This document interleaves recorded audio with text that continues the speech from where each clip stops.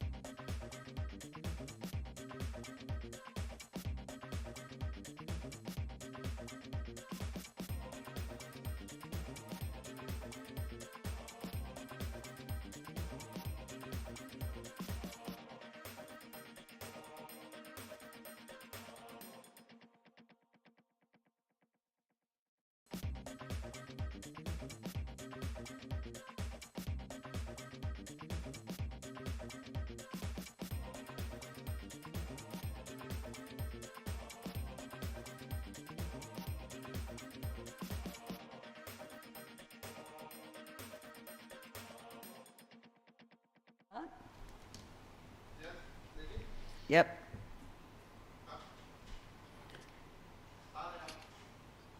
Good evening, viewers in Thailand, and good day to those abroad. I'm Gwen Robinson, past president of the Foreign Correspondents Club of Thailand, and we're here tonight to discuss Myanmar's post-coup economy. Is it doomed to fail? First, I'd just like to update viewers on the club and apologise that we had to cancel the physical attendance to this event at the last minute. Thailand is now in yet another semi-lockdown, and the club will be more or less closed for a month, although the office will be open every day during the week for general matters, memberships, and also we do have a campaign going on for used electronic equipment. If anyone wants to donate any used computers, laptops, etc., to help Myanmar media. So bear that in mind, and we will reopen again at the end of the month. So turning right away to our panel tonight, I'd like to introduce our speakers, and first we'll have Vicky Bowman, Director, Myanmar Centre for Responsible Business, Nyanta Morlin, an independent Myanmar analyst, Jason Tao, who's sitting right next to me, Myanmar Country Director for think tank USIP, and on the bottom right of the screen, Thompson Chow, Editor-at-Large Frontier Myanmar. On the upper right hand, who got up very early to join us from Boston, is Ardith Tongmoon, Chair and Professor in the Department of Political Science at the University of Massachusetts, Lowell. And I think anyone who's watching this is probably very aware of the crisis that has set in Myanmar since the February 1st coup, and has watched in horror as what was one of Southeast Asia's most vibrant economies has collapsed into a state of semi-paralysis amid surge of spiralling urban attacks, conflicts in ethnic areas, and a growing number of People's Defence Forces that are targeting facilities and officials of the self-proclaimed State Administration Council. Meanwhile, the economy is flailing. More than 880 civilians have been killed and at least 6,400 arrested as of yesterday. And we are watching as the junta tightens surveillance and continues arrests and actions against any sign of opposition, particularly amongst school teachers, doctors, professionals and ordinary workers. In turn, obviously, the economy can only suffer as a result of this paralysis. Let's not also forget COVID-19 with very low levels of testing, which are really showing up some very alarming levels of the coronavirus spreading in the country. Joblessness is rising along with poverty levels, and the World Food Programme has warned that as much as half the population may be unable to access adequate food supplies by the year end. And yet, one of the reasons we wanted to do this panel tonight is that in the main city centres, in some areas and in some respects, there is a semblance of what you could call a new normal, as dysfunctional as it is, which has seen the tentative resumption of some trade, a reopening of some factories, and meanwhile the junta, anxious to look like it is succeeding, and I think there's very severe doubts of that claim, is announcing foreign investment projects, mainly, we think, initiated by Chinese, some Russian and Vietnamese business interests. So the upshot and the question, I think, for panellists tonight is there any hope for Myanmar's economy, or, as some suggest, is it on a path to complete collapse, and what are the consequences? So I think with that happy question, I'll turn over to Vicky Bowman of the Myanmar Centre for Responsible Business, who's going to give us a rundown and I think give her typically exacting and broad view of what's going on. So over to you, Vicky. I can see you're sharing your screen already.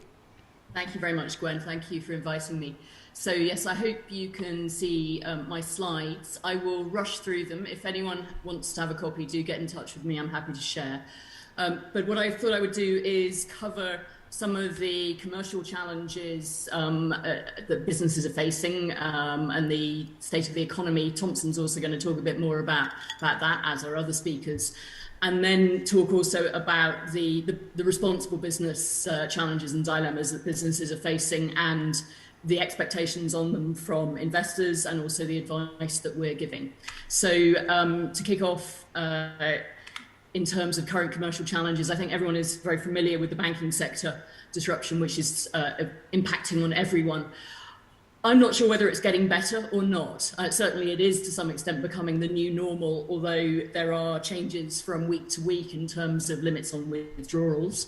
The central bank is busy assuring the banks that things will get better, and this seems to be linked to the expectation that the Agricultural Development Bank is going to inject money into the economy between July and September in the form of loans from farmers.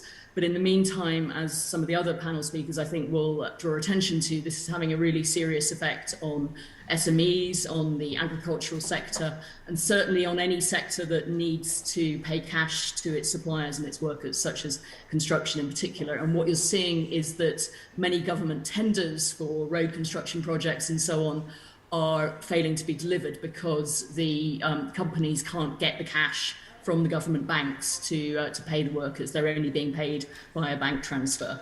So it's very much about a shortage of cash in circulation, and part of that has obviously been driven by the fact that the main cash printer for the government, Gesicht and Different, a German company, stopped helping them back in February. But it was also brought on in particular by the internet shutdown that the government threw at the entire country without thinking what the economic consequences would be of that. To some extent, and partly because they have woken up to the extremely negative effect this has had on any form of electronic payment. So to some extent, that's now back working. Mobile data is broadly available, and banking apps and others can be used around the country. But it has given a huge knock to confidence in e-payment systems at a time when now the government and, I'm talking about the military government obviously, and the banking system and retailers are all trying to get people back onto trying to use digital payments. Then the confidence crisis caused by the coup has impacted the chat. That's led to devaluation of the chat and also a significant increase in inflation across the board of imported goods such as fuel, which then has a knock-on effect on domestically traded goods such as crops. So we're seeing across the board price increases over the last few months. So logistics, overall a 30% increase in fuel, and then there are wider problems in logistics, although perhaps not as severe as they were back in March. In particular, the seaports are broadly functioning. What they're suffering from is that sea traffic generally, the costs have increased, and so increasingly Myanmar companies are closing down, and I think